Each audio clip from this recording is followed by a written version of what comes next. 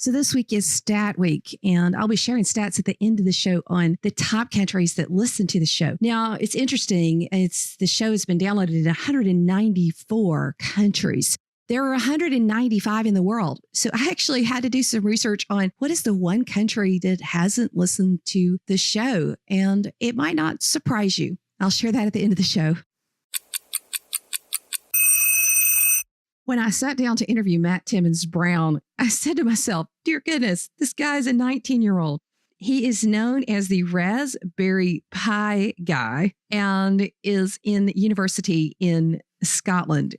I think sometimes we need to sit back and talk to kids in this generation who go into computer science and realize that sometimes they go into it, not because of us, but despite us. I think there's a lot we can learn about what makes powerful, motivating, exciting STEM experiences. Now, Matt actually invented the Rocketboard, and there's lots to learn from him. So I hope you enjoy this interview. It's a great one to share with other teachers and discuss how can we help more kids like Matt find their love and their dream in STEM. This is episode 487, Raspberry Pi Guy, Rocketboards, and Robot.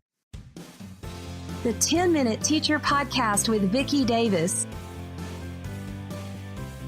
Every weekday, you'll learn powerful, practical ways to be a more remarkable teacher today. Raspberry Pi. No, we're not talking about the kind of Raspberry Pi you eat. We're talking about the kind of Raspberry Pi that you program. Today, we have the Raspberry Pi guy, Matt Timmons-Brown from Scotland, talking to us about how we can use Raspberry Pi with robotics and so many other things. So, Matt, help those of us who don't know a lot about Raspberry Pi understand what is this cute little thing. Okay, thanks for having me. So the Raspberry Pi is this credit card size computer. It costs $35 and it was invented sort of a few years ago. The idea being that kids and different ages and abilities could get a small, easy to use device that they could call their own and then use that to learn to program and to do much more. So you can learn everything from how to make video games to all sorts of electronics, and that's all based around the Raspberry Pi. Okay, so can you program the Raspberry Pi on any type of device? Yeah, so the Raspberry Pi, as it is sort of credit card size, you could just plug it into a monitor using an HDMI cable, and then it's just a keyboard and mouse, and then you can just use it like any other normal computer. So it's almost like a computer replacement. It's kind of the same sort of power as a smartphone, and then you could interface with it using the keyboard, and you can program it in a wide variety of languages. It uses the Linux operating system. So Matt, it sounds like the Raspberry Pi is kind of a hobby for you because now you're the Raspberry Pi guy, and you're just an undergraduate, right? Yeah, so I'm an undergraduate at the University of Edinburgh. I'm studying computer science and electronics. And so I'm 19, just about to turn 20. But my interest in Raspberry Pi dates back to when it was first launched in 2012. And it's actually the motivation and the reason why I became interested in computer science. So I learned about Raspberry Pi from Stuff magazine, and the fact that it was so cheap made me really interested in it because at age 13, didn't have very much money. And I thought that it would be a cool thing to play around with. And so I got my hands on a Raspberry Pi when they came out in summer of 2012. And then that really motivated me to become interested in computer science, programming, electronics, and those sorts of things. And then after that, I set up a YouTube channel. So that was in sort of September 2012. And so that's the Raspberry Pi guy, as you mentioned. Okay, Matt. So this is something that has kind of been a fascination for you for quite some time. Give us some example of some of the cool things you've done with Raspberry Pi and why it intrigued you so much. So I've done really quite a wide range of projects with Raspberry Pi. So back when I was first starting, I did everything from making a few simple computer games. And then in 2016, I made and documented a project on my YouTube channel that kind of went a little bit viral. I made an electric skateboard with a Raspberry Pi. So just a standard skateboard, stuck a Raspberry Pi underneath it and connected it up to a pretty powerful motor.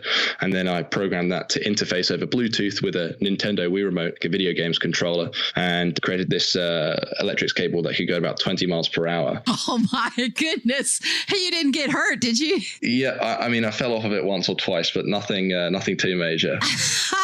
Incredible. So let me ask you this, though, Matt. Did any of your teachers in school encourage your interest in computer science, or did you have any computer science classes in high school? Interesting point. So the UK has kind of gone through this period where our computer science education used to be really, really poor. So we used to have a subject called ICT, Internet Communications Technology, and we pretty much got taught how to use Microsoft Office. And so I never really had any computer science education. And as I said, the Raspberry Pi was the main motivating thing for me.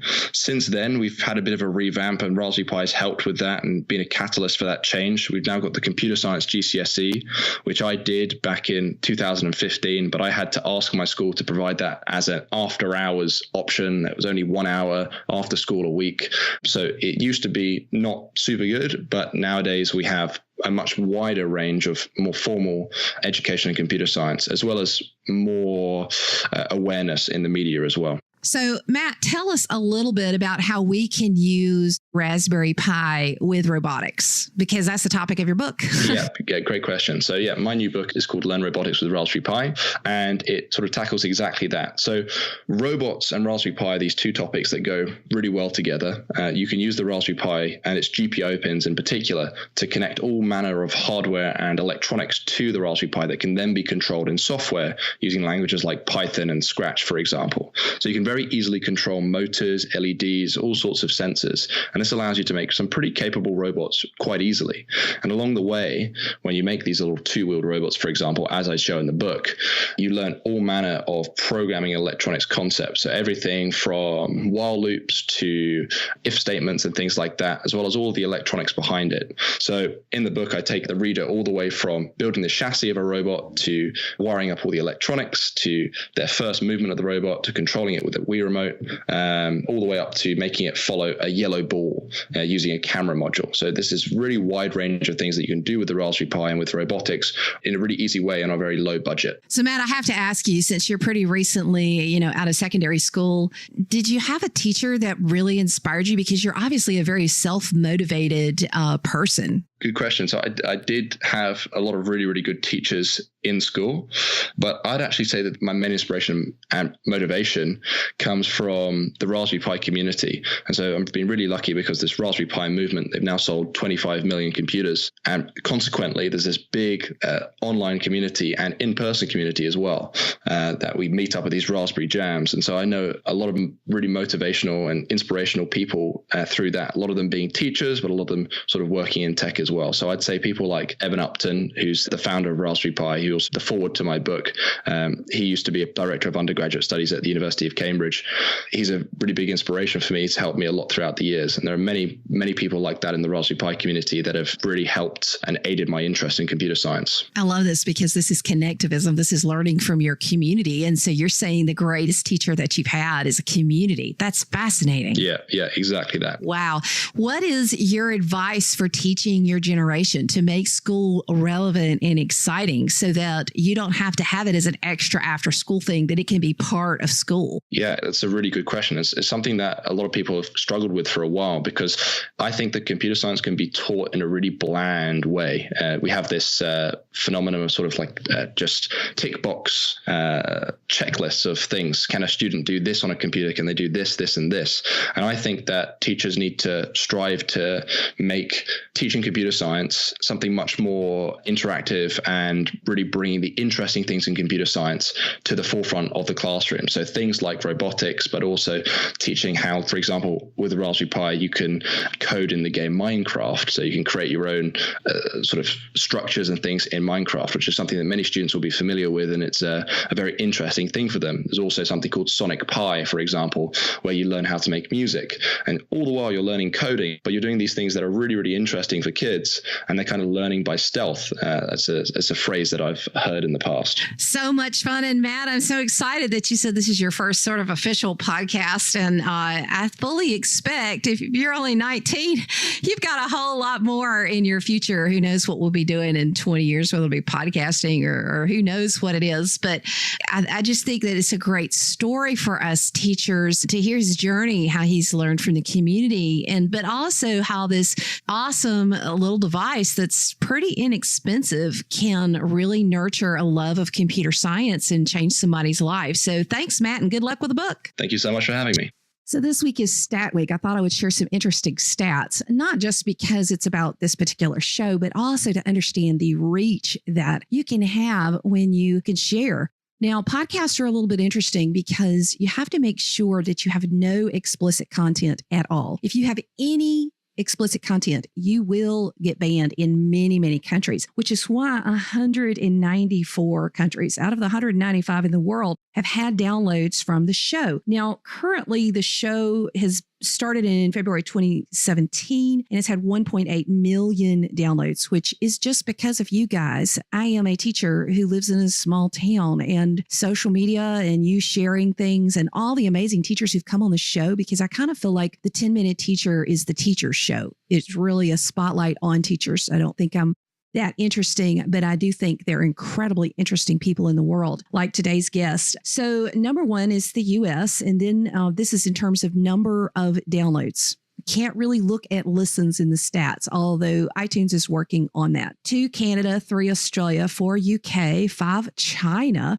I found that really interesting that the 5th most listened to country that listens to the show the most is China. 6 is Spain, 7 New Zealand, 8 Germany, 9 Brazil, 10 Hong Kong. And then the next goes to France, Singapore, Japan, UAE. I've been to Dubai several times and spoken, so I've got some really awesome friends there.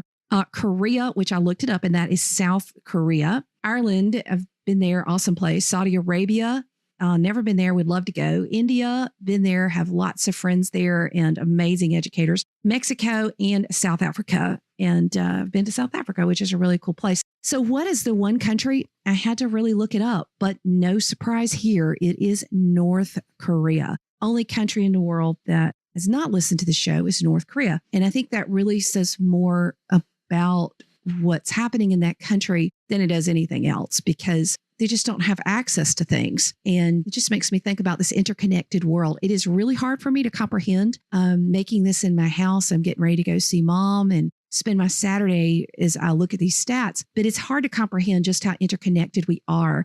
Teacher, you have a voice. You can impact others. You can encourage others.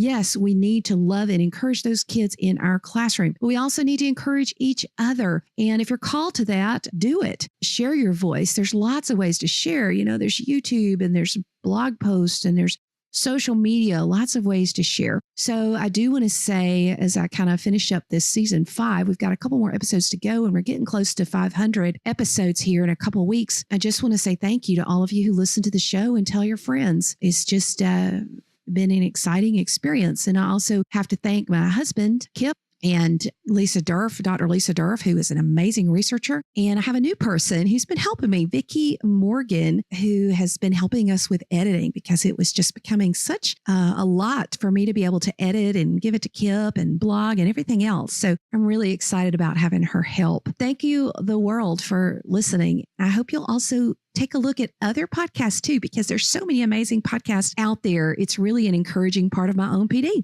Thanks.